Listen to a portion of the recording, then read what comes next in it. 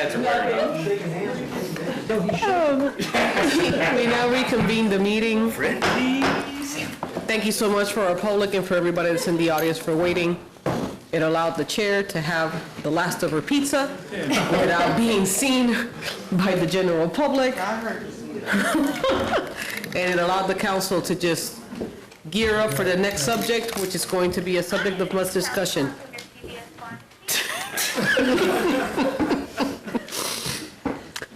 So now, if the clerk would read item E.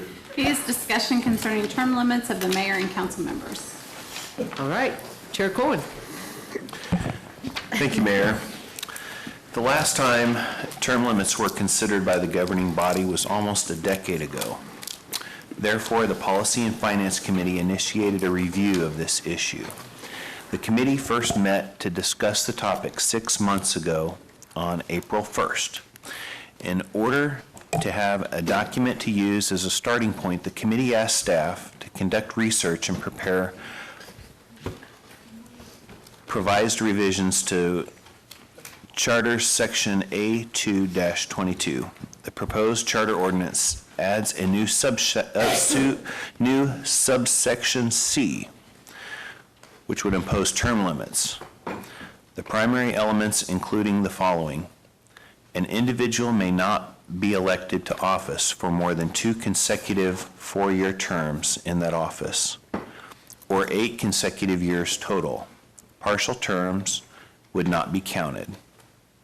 An individual would be disqualified from further service if he or she has served terms totaling 16 consecutive years in that office, in situations where a council member runs for mayor or vice versa. However, she may serve again after at least a 2-year break in service. Service resulting from an election occurring prior to November 2nd, 2021 would not be counted toward the number of years a person can serve. The imposition of term limits would not move forward unless a majority of the qualified voters voting in the November 2020 general election approved this course of action. And that's really interesting because that is an off-year election for city elections, so it would be a really impartial type of a vote. An election is not required to impose term limits, but committee members felt more comfortable seeking voter input prior to moving forward. If the governing body does not approve the proposed charter ordinance, there's no further action to be taken. If the governing body approves the proposed charter ordinance, then steps will be taken to place the term limit issue on the November 2020 general election ballot. If approved, term limits would be applied in January 2022 to individuals elected in November 2021. I know this seems like a lot of number in alphabet soup, but trust me, after everybody votes on it, it would be then the following year is when the count would start. This would include mayor and council members for districts 1, 3, 5, 7, 9. Term limits would be applied in January 2024 to individuals elected in November 2023. This would include council members for districts 2, 4, 6, and 8. And thank you to the attorney's office there for preparing all of that for me. Does my other fellow council committee members have any thing to talk about? So I would just add some quick comments. I know it's a delicate subject to talk about term limits, but at the end of the day, there are a myriad of arguments for and against term limits in public office. What I would encourage you all to look at is almost all boards that all the boards that I've ever served on, and the majority of the nonprofit and corporate boards that I'm familiar with, they all have some sort of requirement for members to roll on and roll off. And the purpose of that is to keep new and fresh ideas and to keep the board from stagnating. Now, generally, in our body here, I don't think we have that problem at all, but the idea is to give the public, the voters, the opportunity to tell us, is that something that's important to them? Is that something they want? I'm not comfortable taking away their right to vote for anybody, but I am comfortable giving them the option to make their own decision. Thank you. Deputy Mayor? Ditto. I agree.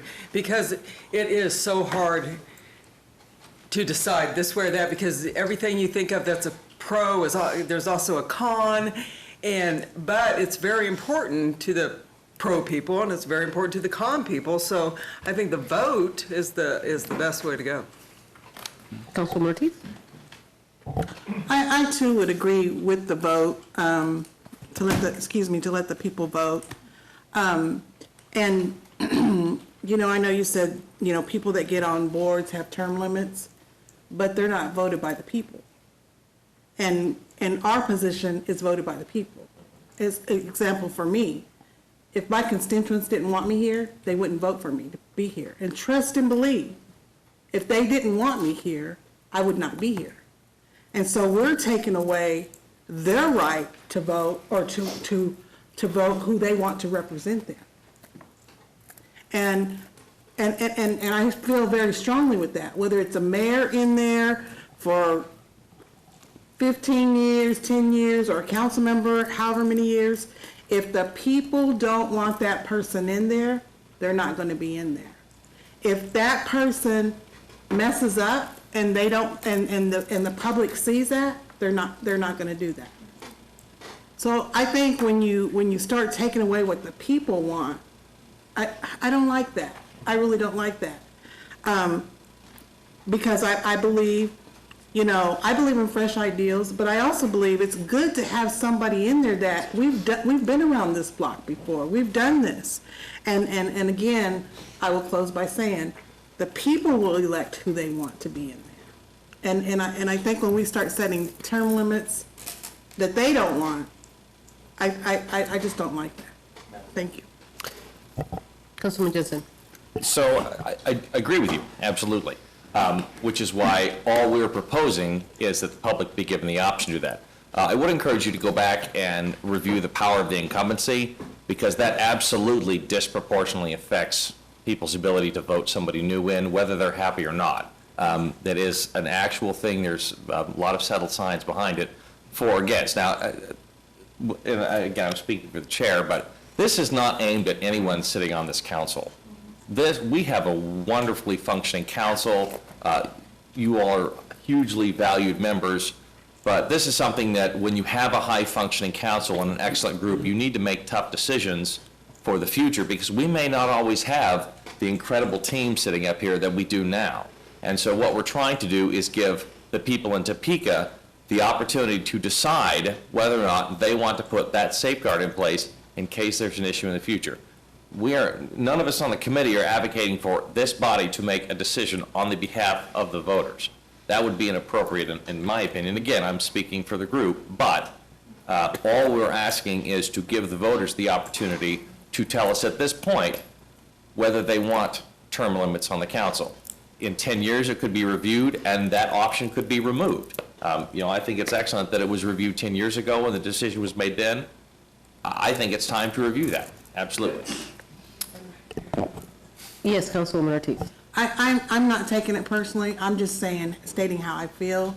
Again, because I've been the longest term here, I don't take that, because I know that the people have wanted me here. And as far as incumbents, they can be beat. Any one of them can be beat. All you got to do is get out there and campaign. I've seen them being thrown out left and right at all levels. So again, the people are going to put in there who they really want in there. If they don't want that person in there, they're not going to be there. So, but I would like to say, all those numbers that you threw out there, can we get that in an email? Or, I mean, because that's a lot of numbers. It's in here. Okay. But I'm just saying, because to look at that, to see what we're looking at. Thank you.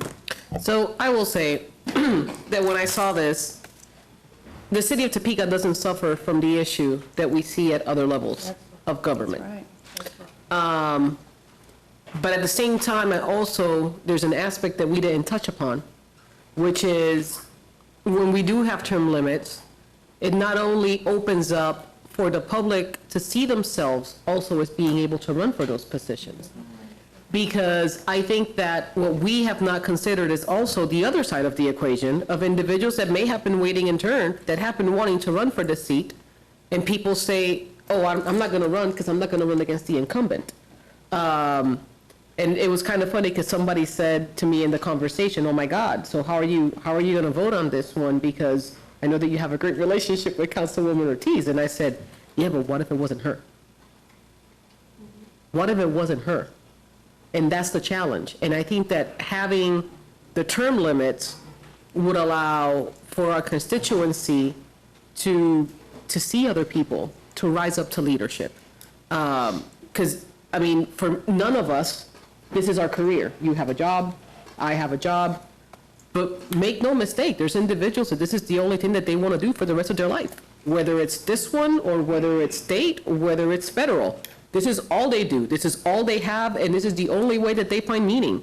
And that's dangerous, because eventually what you end up getting is individuals that, rather than working for the people, are working to sustain themselves and stay in office. And I think that this is one of those mechanisms that is very complicated, but it's a great idea that we give it to the people to make the determination of what they want to do. If people decide we don't want the term limits, we like things as they are, then it goes back to the people, and we don't have to put our hands all over it. If the people say, hey, we don't have these issues in the council, but we want to see term limits, we will know. And what I really appreciate from the committee is the wisdom of saying, by the way, anything that you guys have done so far is not going to be counted towards, how this is going to go. So those term limits will be imposed as of 2020. And then from 2020, you have 2 more rounds that you could run for office if you still have such a desire to do so. And then after that, then those terms will start coming into effect. So we're talking about 8 years from now, pretty much, for anybody that would be sitting here. Which is the other thing that made me feel really comfortable, because it's just like, if we have council members that want to keep on running, you're like, mm-mm. I ain't gonna be here no 8 more years. I know, but you see where I'm going, so that's what I thought that was really, really wise. So I appreciate the wisdom. I believe that all of us should be changed often, because it's just healthy for our community. So, Councilwoman Hiller. Well, I disagree. I guess I look at our local government as well as our state government, and some of the people that have delivered the most have been there a long time. Governor Kelly served a couple terms in the legislature, and Vicki Schmidt. I know that I appreciated the senior members when I came on the council tremendously, that history as well as that advice. I appreciate being left out of it personally, but I don't see that as the issue. I came on this council with as much experience as pretty much anybody that's ever come on, and I have been learning every day in terms of understanding issues better. I'm at a point now, and this is just for me, at 10 years, where issues that I worked really hard on in year 2 or 3, either never have come to fore, like collecting on the insurance is finally coming up, code compliance is finally coming up. Issues that I thought were done are turning back up, and it's just, if I ran out of steam or was messing up, either way I should leave, or somebody should move me out. But I had a question for you, and maybe it's moot, but we have so many things going on, and there has not been any citizen push that I know of to deal with this question. Why is it that it was brought up? I've had the question. You have? Okay. Because I don't hear it, so whatever that means. I'm concerned that putting something like this on the ballot, whenever we put something on that's not really germane to all the issues that we have at hand, we get a lot of pushback about why are you spending our time on this? And so I really wanted to know where it came from. Chair Cohen? You know, I think it could be the new guy of the committee. I had heard our mayor talk a couple times, a couple years ago when she got elected, about changing your leadership is good. Change in leadership is good. Bringing in new ideas is good. And I think at that time I just said, why don't we have term limits here?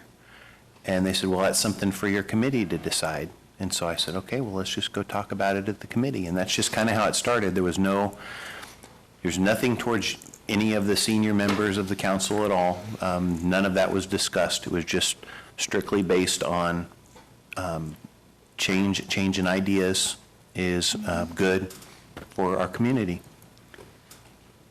I mean, I too think that Yes, this Councilwoman council is Miller. great, sorry. And so I've watched the commission first and then the council here, and there has always been regular turnover. Some people, Sylvia's probably still got the record on longest term of service, but it seems to naturally take care of itself, at least in this community. So I just wasn't sure. Thank you. I will just add one quick thing. It is very dangerous when any one of us feels like we are the only driver for change. Understood. The issues of the community will be the issues of the community. And to think that we are the only individuals with the power to make things happen is a dangerous place, which leads us to what we have in DC. Not what we have in Topeka. Right. But I think that there's a level of humility that comes with being able to say, I trust in my community. I trust in my community to make the decision of the leaders that they want to see. And I trust in my community to making the decision whether they want this to happen or not. So, Councilman Lesser. Thank you, Madam Mayor. I have always been a supporter of term limits. I think you reach a point after a certain amount of time, I don't know exactly when that point in time is, but where you can become part of the problem and not part of the solution. That being said, the only tweak I would suggest on this, the one thing that I have learned is there's a lot to learn and a lot to digest. And while if I had the opportunity for this to be my only job, then my learning curve would be much quicker. But the reality of it is I do have a business, I do have a family, I do have my own personal time. And so the only tweak I would say would be changing that from 2 to 3 terms. First, I'm still learning. You know, in the first 4 years, you're really learning. Second 4 years, you start to really, hopefully, be able to accomplish. And then really that last 4, you would have the ability to also help mentor other people coming on. And then if I do it that long, I'm done. You know, and it's time for me to be done. You know, quite frankly. And it's time for somebody else to take my place. And I had coffee with Richard Harmon when Richard sat here, and I told Richard, I said, I think you do a good job. I'll never ever run against you, but when you decide that you think you maybe aren't going to, then let me know. And he did, you know, and I kept my word that I wouldn't, and because I did think he did a good job. And he certainly did not leave, you know, District 9 because he was doing a bad job. We had the conversation, and he has basically said, you know, Mike, I just think it's time for somebody else to have another look at this. And this is a tough job. This is, you know, we do get beat up sometimes, you know, for every decision you make. On one side, you're making somebody happy. On the other side, you're making somebody upset, and you try to go to bed at night and think that I weighed everything out and did my best, and the best is usually still only going to be 50%. So anyway, that would be the only thing I had. I applaud the committee, but that would be the only tweak I would have, it'd be actually 3 terms versus the 2, because it's such a slow learning curve. Thank you. Councilman Emerson. Thank you, Mayor. I was the one on the committee that was not in favor of this. And I think, as Mayor, as you alluded, this just hasn't been a problem we've had in Topeka at this level. I would argue that being the incumbent here maybe puts you at a disadvantage because your time is so taken up, you can't go out in the evenings like someone who's not in office.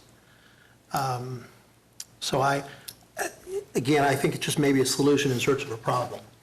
I furthermore wonder, is it, and I guess maybe a question for staff, if we would do this during next year's election, is there a cost to us to put this on the ballot? No, Councilmember Emerson, we checked with the election authorities, and there would not be at a general election. If it were a general election, if it were at a different election, there would be a cost associated with it. Okay. Thank you. All that said, I do like what Mr. Lesser said about maybe a 12-year, just because as he said, it's tough. Your first term, I've been here now a little over 3 years, and I learn stuff new every day, and hopefully next year, if I retain this seat, hopefully I'll actually know what I'm doing. No chance of that? Okay. Wishful thinking. Well, we have 2 individuals signed up for public comment, so we'll hear what some of our public members have to say. The first person signed up to speak is Mr. Clark Trammell.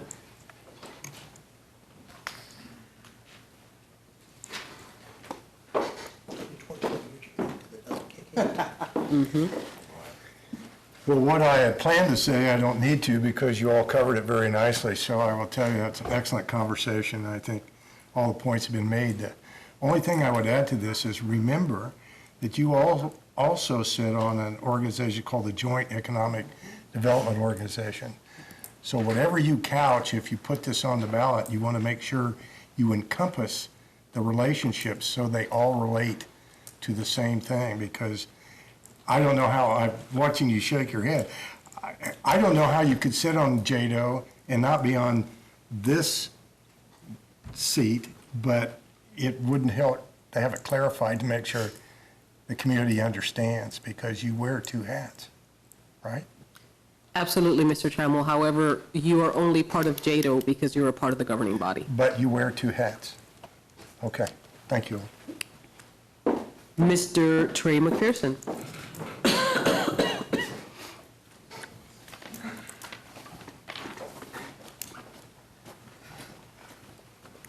Thank you. I know the governing body has heard from me a lot tonight. I appreciate your grace in that. I'm a young person. Governance is something that's important to me. I believe in being involved in your own governance. It's a government of the people, by the people, for the people. And a lot of us forget, especially out in the public, the general public, when they talk about government, they don't talk about city, county, state, federal. They don't talk about water districts, school districts, special boards. They don't talk about recreation commissions. They talk about government as if it's one big blob and everybody is all messing up all the time, right? Obviously, there's a lot of good people here. And I don't think that putting term limits should be ever felt as an attack on anybody. What the most important part to remember is that as governance of self-governance, we have to make sure that everybody also gets a chance to help govern. Now, I know some of you like your jobs. One day, if I have the pleasure for running for a seat on this council, I know that I will enjoy it because I feel like public service is one of my callings, but I also know that I need to be out there in the real world too. I need to do those things that everyone else does, because how else can I work for the people if I'm not among the people, right? We lose perspective. That's what we see in DC, and that's what will affect a lot of people in their perspectives. There's a number of people right now who are at home watching Netflix. They're not watching this council meeting tonight, right? Maybe they're on Facebook, maybe they're watching there, but they don't watch this because they've tuned out, because they've forgotten about their core duty. When America first started, most of our city government was done by everybody coming together at the church or at the city hall, the mayor was up front. Order, let's talk about the levy. Everybody had their opinions on the levy. Eventually, people are like, oh, this is boring, waste of time, I need to go farm, I need to go take care of my kids, I need to do whatever, right? Then only a few people were left. That became the modern city council. The people who cared were the ones that remained. And that's how we get to where we are. So we have to remember, though, that sometimes when you become onto a place so invested, your vision becomes clouded. It's good to have a refresher, to reset your mind, to reset priorities. So do not think of letting the community vote on this as a good or bad thing. It's just a thing. And such a vote will only either secure or strengthen us either way. Either we're going to have the people tell us that council members should stay on for as long as we let them, and we think that person has good judgment, or we're going to say sometimes we put people in and they don't have the best judgment, but because of outside interests or things which are difficult, or they don't have enough time to go and look into issues, you know, I'm lucky enough to be able to do this kind of thing. You know, they won't have the tools necessary. So that's why this room is not full, right? If people could come here and they could spend their time and they know that it was valuable and they knew they could have their input and they knew that they would be listened to, right? They would be here. But they're not because they can't participate. They don't participate. Maybe they're working. Maybe they've got children. You know, there's so many reasons. So I just want you to remember all of those things. It's very important to me, and that's why I spoke on it, and I'll discuss more with you later shortly. Bye. Thank you for your comments. Yes, Councilman Jensen. Perhaps we should outlaw Netflix during the council meetings. Councilman Jensen. All right. Well, we had great discussion this evening, and again, this item will come back to us next week for further discussion. This point in time, we go to item F, if the clerk would read. F is discussion on proposed revision to governing body rule 5.3 entitled Agenda Contents. City Manager. Thank you, Mayor. Governing body, I went through recently looking at and received a number of comments regarding our order of agenda. And so I had a few suggestions for changes, and I've talked with you about them. Basically looking at the desire to put our invocation, our pledge of allegiance still at the front of the meeting, but then call the roll so that we have a guarantee of quorum. And then from there go into appointments. Part of the reason related to a lot of times our individuals that have appointments, as we had tonight, get them at the front of the agenda prior to our presentations and other types of things in order to allow them, if they're here, simply to be introduced, approved and then introduced, that they could then leave if that was their desire, and then go into the presentations. The other major change is looking at bringing public comment ahead of announcements.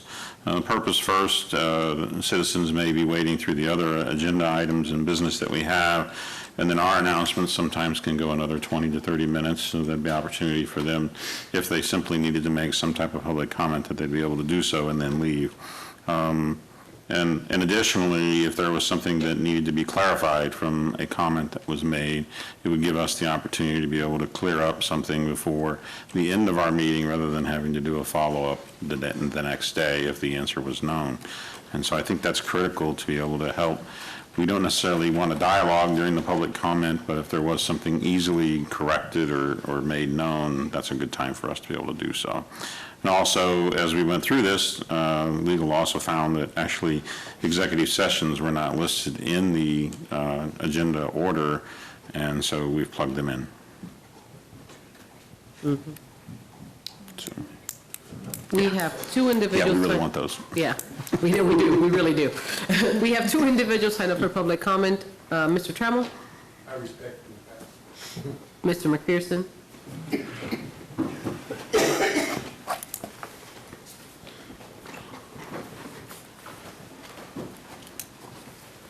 As the governing body found out tonight, it is vitally important that members of the public have more access to their government. So the more we make it easier, the better it is for everybody. I am fully in support of moving around the agenda, helping citizens know how they can do that. how they can come to meetings, how, get counselors out there, go out there, be with the people, go to events, introduce yourself, say, hey, come talk to us about this issue that you really care about. Maybe we hadn't discussed it before. So it's important to do that. Also, it's also important that with public comment that it might cover things maybe not on the agenda. Sometimes people feel like maybe they've discussed with their counselor, or maybe they haven't, maybe they choose not to. They should be able to cover something that is not on that night's meeting. So I don't know if that's something the body's considered before. So I just wanted to bring that to your attention. Thank you. Thank you. Comments or discussion on this item from the body? Councilman Cohen. We had a gentleman who'd come and he'd want to talk about his dog license, and he'd have to wait 3 hours to Mr. come up and Stankuler. talk about that. And, have we ever considered putting like a placeholder earlier in the agenda that public comment could come up or people could come up and talk about something like that so they didn't have to sit through the entire meeting? Well, we did the experiment with that, and we really never brought that item specifically back based on none of the governing body members said specifically they'd like to keep that.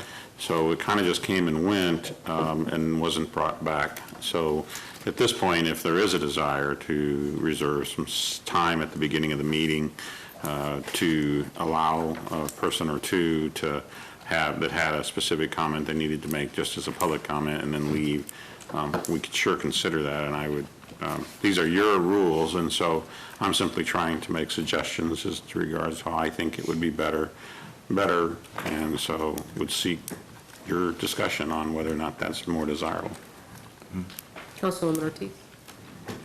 Thank you. We can suspend the rules and add that person if they desire to talk up front. We can suspend the rules and do that. We've done that before. I think May's done that before, just with somebody. I kind of like the announcements before the public comment, so that way they can kind of hear what we're saying. I don't know. I like the rest of the agenda, the changes that you're proposing, but I do like the public comment after the announcements. I know sometimes it's hard, but I feel like, when we get to public comment, I can kind of shuffle everything and push it to the side as opposed to try to figure out what I'm going to say or whatever, and I just kind of like it that way. Thank you, Mayor. Additional comments or questions? Councilwoman Hiller. Thank you, Mayor. I actually think that, and City Manager can correct me if I'm wrong, that one of the thoughts was by putting our announcements last that we're really not supposed to do an exchange during public comment, but if somebody raised an issue and so on, that would allow us to use that announcement time to react to anything that had happened throughout the meeting, including a comment that someone had just made during public comment. And I thought that had Yes. some merit.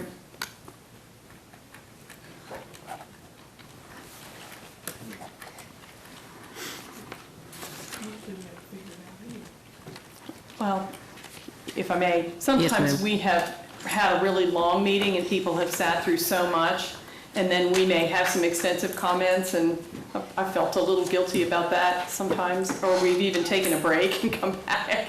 And so that at least gives them a notch up on being able to go home. So I think I support what the city manager did on it. Okay, so there being no further discussion, yet again another item that will be brought back to the body on next week's discussion. So I'm stealing your thunder a little bit, Brenda. We're kind of like going over the agenda for next week as we go through the non-action section. Okay, at this point in time, we proceed with announcements. City Clerk. October 15th agenda, on the consent agenda, we have the ordinance initiating eminent domain proceedings for Southwest 10th Avenue. Action items include the approval of the 2020 special alcohol grant recommendations, public hearing and ordinance to establish the dynamic core redevelopment district. We have an ordinance for vacant and foreclosed property registration program. We have an ordinance on hazardous material and civil emergencies, and then approval of the governing body rule 5.3 agenda contents. For non-action items, we have a discussion on the governing body goals and priorities update, And then we have a discussion on downtown parking. City manager. Sorry. I have a few announcements tonight. Reminder that our Food for Fines program is currently going on in municipal court through the month of October. That the fire department started a recruit class of 11 people yesterday who will be in the academy for the next 14 weeks. I think there's a few of you that are also attending the League of Kansas Municipalities annual meeting. I will be there Sunday and Monday next week to take part in those instructional sessions. And the last item I had is, as you can see, we have a council vacancy that occurred.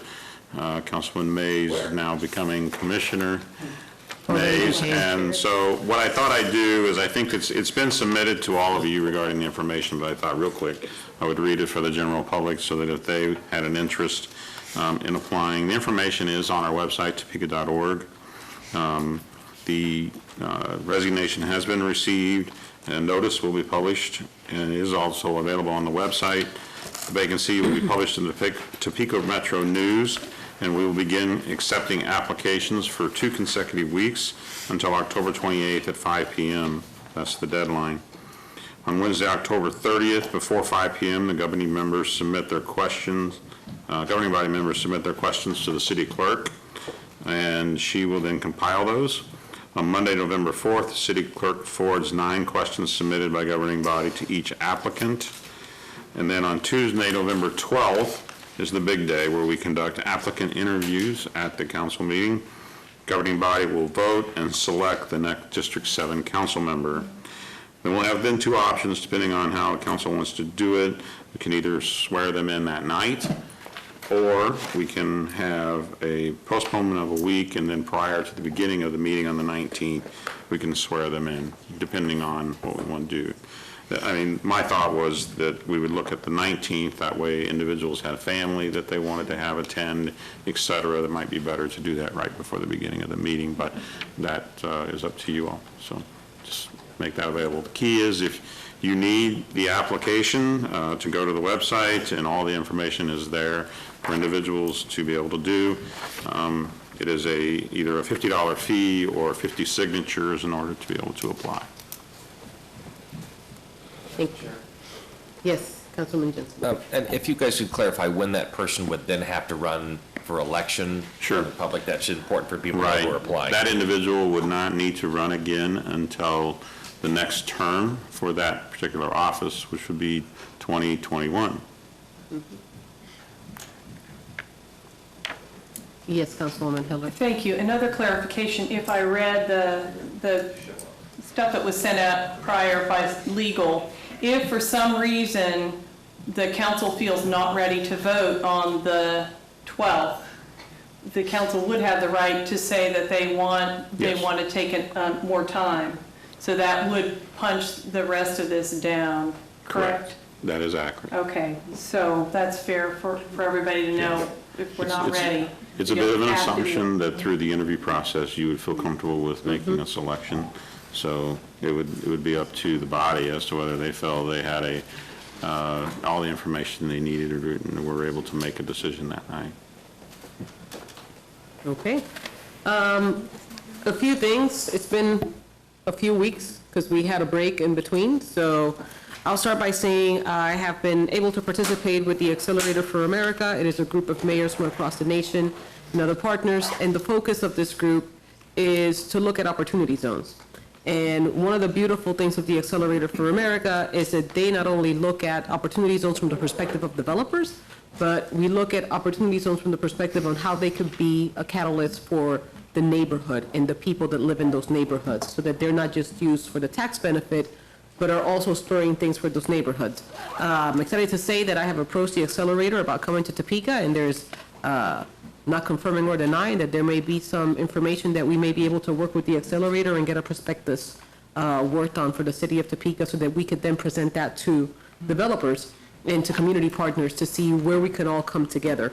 And those conversations are long conversations because they include community, bringing people together so that we could have a prospectus, and that way we are being proactive about how we are opening up opportunity zones to the community. wanted to congratulate the young people from the Youth Council. Those young individuals invited every single person in government at the federal level in every area. And they were really interested in learning, not so much dictating what their opinions were with regards to gun safety, but they just wanted to talk and just learn from what different perspectives were. We had myself, Chief, and Representative Virgil Weigel that were here that day, and the conversation was really meaningful. I mean, for those of you that were here, Mr. Trammell was here that night too. It was just a very well-moderated conversation by young people with an open town hall. And it was just this great opportunity to see how Youth Council is moving and how when you give young people the opportunity to participate in the government process, they actually take it seriously and they step up. So for all of you that have commissioners, because I know that at this point in time, we have 2 vacancies, I think, or 3, reach out to your person, because I tell you, you will glean a bunch of information that will be really useful, and they're so respectful about the process. We talked about making sure that, before the meeting, we talked about the fact that sometimes just because you don't agree with something doesn't mean that you don't have something to learn from what they have to offer. And they came with that attitude. It was exemplary. Wanted to say thank you to our team in emergency management at the county. I don't know if anybody else has had the opportunity to go to Shawnee County, go down to the basement, and take a look at the operations that we have down there. City manager and I were talking about some potential training for this governing body that I think would be very needed, very salient. One of the things that we discussed while we were in the tour was that a lot of times we think of things of if they ever happen to our community, and when it comes to emergency management, we have to think of when something disastrous happens in our community. That way we're ahead of the curve. Trying to run by these fast, so sorry if I'm talking really fast. I was able to be doing a course about inclusion and how to build and grow diverse organizations, and it was really wonderful to have this conversation with people from all over the world. And talk about how it is so important that if we really are creating spaces for people to be who they are, we need to make sure that everybody has psychological safety, and how important it is, because it's hard to change the individuals, that we work on culture and that we work on policies as well. So that was really good conversation, and I'm really appreciative to the Bloomberg Foundation that helped me get there. I want to congratulate Aaron. I had the opportunity to go to see him get sworn in. Councilman Emerson was there as well. Trey went with me as well, and we are very proud of him. He has been serving our community. He was a great council member. Even Councilwoman Ortiz and I were talking about how we miss Mays. But it's kind of nice to know that we have somebody at the commission that has a full understanding of what this governing body is doing currently, and the spirit that we have in this body, because we may agree and disagree on several things, but we always treat each other with respect. And at the end of the meeting, you see us either hugging each other or patting each other and saying, hey, hope you're doing okay. Oh, I know, yeah. That's the staff. We can't hug the staff. So I'm proud of you, Aaron, or Commissioner Mays, and I look forward to us working together. Next thing I'll say is, wow, GTP, you put on an amazing Expedition Montgomery. For those of you who were able to make it, one of the things that we have always celebrated in this community is our history of Brown v. Board, our history of being the home of the Underground Railroad, the Ritchie House. We have celebrated the Exodusters coming into Tennessee Town. We have celebrated so many things. And the big difference between Montgomery and Topeka is that Topeka talks about it, but it's not like pounding our chest and saying, look at us, we are the home of desegregation, not only for the nation, but for the world. Montgomery, on the other hand, man, they live it, they share the story, they breathe it, and it's part of their culture and their fabric. And to be able to be there, and for the members that went, to be able to go to the National Peace and Justice Museum, also known as the museum where they have the memories of the lynchings that occurred in this country. It is so moving for you to be able to walk in that history and understand the cost of civil rights not being enacted and people not being treated fairly and equitably. and how we shall never forget and never go back. So thank you to all of you who went. Councilwoman Hiller was there. City manager was there. Doug was there. There was a good old, there was like 59 people, 60 people, I think, that went to that expedition. I got a chance to travel with my friend over here, so it's like I keep moving, and every time that I move, I'm next to him. You're my lucky charm. Go clear from here to here. One side here to the other. So that was a great thing. And then finally, the last thing I'll touch upon is the fact that after the meeting in Montgomery, I had to go to a U.S. Conference of Mayors meeting in Rochester Hills, Michigan, out of all places. It was really cold, but the receiving and the welcome was extremely warm. They treated us like gold. I think there was like 30 mayors that were sitting in the room, and we were talking about our agenda for the Conference of Mayors this year. We talked about the opioid crisis. We talked about the census. As you all know, it's extremely important for us to make sure that everybody gets counted. We talked about gun safety. We talked about celebrating the 190th Amendment in the conference next year, and how we in our community should celebrate all these things. And one of the things that we touched upon, two of the mayors that were present was Mayor Dee Margo from El Paso, Texas, and Mayor Nan Whaley from Dayton, Ohio. And those are the mayors that had two shootings that occurred recently. So the conversation was very robust, and it's yet again one of the reasons that city manager and I were talking about training for all of us, partnership with emergency management, and maybe even some simulations and understanding and instructions, cheat sheets, so that everybody in the body knows exactly what to do in a case of the top emergencies that Shawnee County has already identified that could happen in our community. So that's all for me, Councilman Cohen. Thank you, Mayor. Gosh, that's a really lot to follow. I'd like to see if somebody is able to put together some sort of a Montgomery download or a review, just kind of a summary. I saw the thing that the newspaper put together, the video, but something that kind of talks about the stuff that you guys learned about. Also, along 21st Street, between Seabrook and McAllister, used to be 3 donut shops. I don't know if you remember that, but it was like the donut hub of town. And we lost our baker's dozen, but I found out that a pizza place is moving in there. And wouldn't you know it, another pizza place, CC, no, it's not CC's, it's Little Caesars is moving in to Fairlawn Plaza. So we're becoming the pizza central with Spin and this pizza, and Pizzagles is there, and come over to District 8 and have a pizza. Thanks. We just did. Councilman Lesser, Councilwoman Hiller. Thank you. Well, I too wanted to offer kudos to Councilman Mays. We will miss him here, but it's a great credit to him to move over, and he'll be great on the county. I too, as the mayor said, the Montgomery trip was major. A couple of incredible things were how they've integrated the military into the community. Now it's a bigger presence there, but their reserve unit is a really, really critical part for them as well. And I think that all those sessions were videoed. I was asking about that earlier today, so that somebody who wanted to actually see at least a couple of them, that would be one. It was really eye-opening.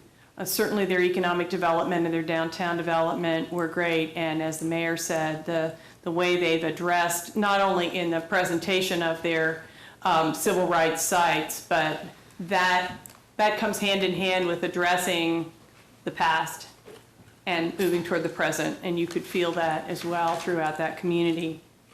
I went to the opening of Claire's Courtyard today at the library, and that's a very, very special place, contributed largely by the Swagger family and the Red Bud Foundation, but then they sold bricks and raised over $60,000 in bricks, and when they asked for people to raise their hands, a lot of the people that were there had contributed those bricks to the courtyard as well. It's going to be a really great addition to the library and our community. Their intent is it's a place that, it's a very simple stage right at the bottom so that there could be readings or small events there, productions, but also that people can simply go in and get something to eat and get a book and go sit outside in a courtyard and enjoy that library experience there. I And last, I wanted to make a suggestion. It's come up a bunch of times. We've had a lot of bicycle thefts. And there are apparently I know there's one and maybe two primary websites now. Chief and I talked about this a little bit the other day, but where people can take a photo of their bike and of the registration number and get it online in the cloud. I mean, in a directory that'll last forever, so that since it's been some years since we could register bikes with the fire department, that's a way for people with, whether it's their kids' bikes or whether it's some fancy racing bike or anything in between, a way to register people's bikes and perhaps help the police department as well as the families directly to recover them, to be able to match them up with something that's on Craigslist or the Facebook sale or whatever. We have had some residents of Topeka that have had great success because they had pictures of their bikes just watching for them to be sold. And so I think without any cost to the city, we could add that, could make an initiative to promote that people register their bikes in that way and perhaps cut down on some of the thievery and improve recovery. Deputy Mayor? Councilwoman Ortiz? I just want to announce we'll have a public health and safety meeting Monday at 3:30. Councilman Emerson Henderson? Councilman Padilla? Just real quick, I don't want to rehash the Montgomery trip, because it was very good. The aha moment, though, that I took note of was that they started off with the idea that the quality of place was not a priority for them initially. They just wanted to go into the traditional approach to economic development and quickly realized that they had made a mistake and backed up and went towards the quality of place to enhance their economic development efforts. And so I think Topeka got that note early on, so I'm glad we were there for that. I would like to say that I did attend the LULAC convention here in Topeka, serving 90 years of serving the citizens of the United States and the community. And they gave an award to the young man who fought for the voting booths in Dodge City. So it was nice to meet him, a young man who has taken it upon himself to be a really very good community activist. And so for that, I appreciate that opportunity to do that. Thank you. Councilman Jensen? Thank you. I too got to go to Montgomery, a wonderful adventure.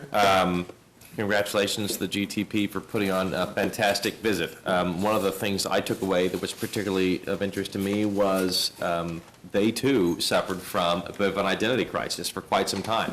And they had a lot of negative feelings toward their community, and through a lot of hard work, they have changed that view, and people that we talked to were excited to be in Montgomery. They thought it was a wonderful community. They were excited to invite their friends, and I think a lot of Topeka could learn from that. Have a great week, everybody. We have two individuals signed up for public comment. The first one is Mr. Clark Trammell.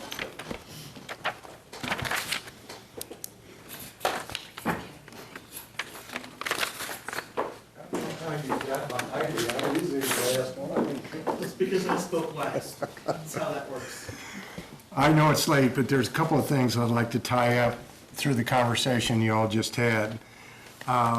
One is what Councilman Padilla mentioned about quality of life and the Columbia trip. And it's important for us all to remember, you guys are working hard, we're all working hard to move the city forward.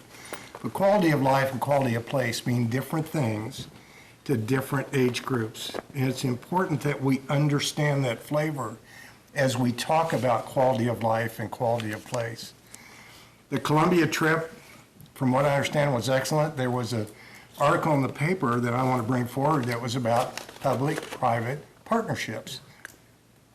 Montgomery, excuse me, that you all were quite engaged with. And I'd like to point out, thanks to our city manager and our deputy city manager, that the Central Topeka Oasis, grocery store Oasis group, is a public-private partnership of sorts that can develop into a bigger relationship. And there's a place to start in this community, because we did get the grant, $12,500, to do the study, to then do the next step to go out to the market to find interested parties, in which the city is an engaged partner that needs to continue to develop with that group, as does the council. So this is the beginning of something huge. This is a big thing. And the last thing I wanted to tie up, in my opinion, was I did attend the youth council meeting, and the city manager was there along with the people that the mayor mentioned. And I want to compliment you, Mayor. You did an excellent job. And this is not a surface group.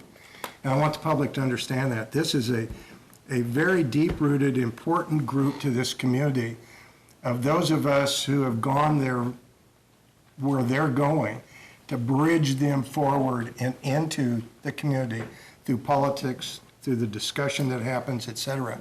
It was a wonderful meeting, and that needs to continue to grow. With the support of this council and the leadership, it will become what you have identified you want it to be. So thank you all for your time this evening. It's been a good meeting. Mr. Trey McPherson.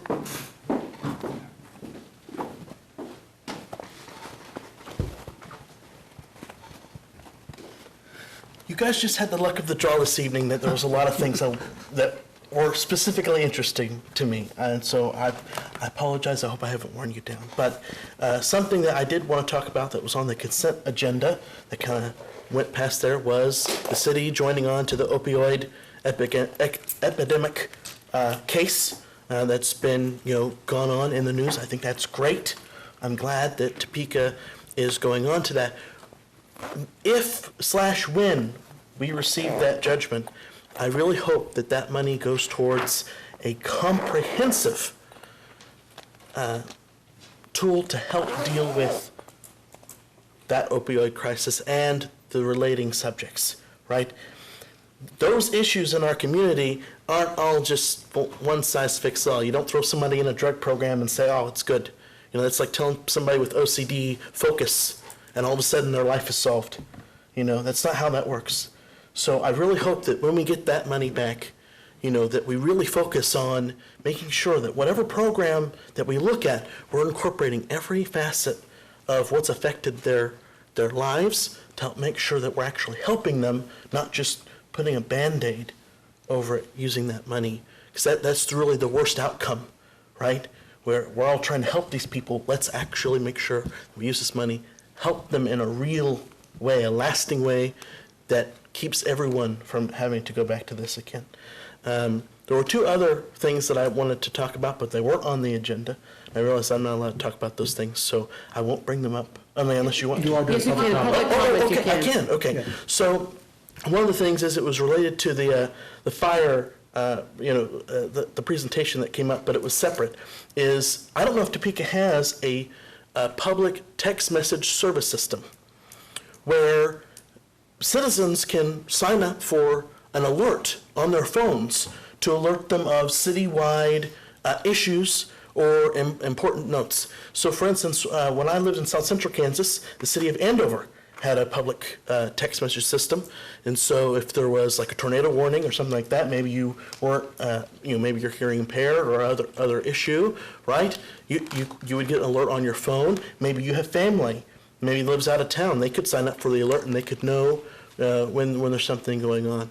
And so that could also work for imminent disasters, right? If we're about to have severe flooding, if there's been a mass shooting, if, the unthinkable happens, we could use that public alert system, provided that cell phone towers are working, to alert people to what's going on.